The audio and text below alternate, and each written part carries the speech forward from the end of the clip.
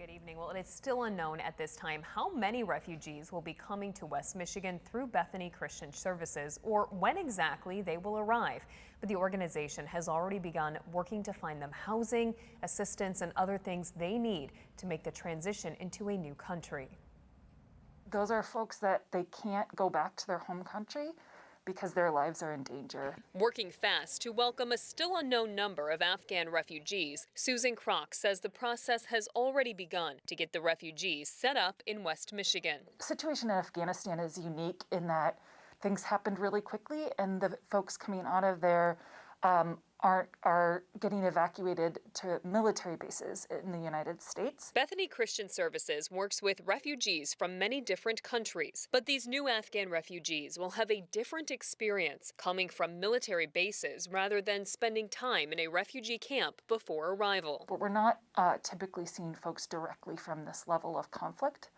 And so we want to give them the space to process, to grieve. One of the biggest challenges will be finding housing in West Michigan. The refugees will be vetted with a strong system of multiple security checks and health screenings. Many of them were people who aided the American military in Afghanistan. These are people that are fleeing the very people that you're also afraid of. These are women and children. Forget everything else. This is what we should do as fellow human beings. Business owner Bing Goey is the former director of the state's Office of New Americans. He says we should be supporting the Afghan refugees. I think we should not fear the terms of refugees.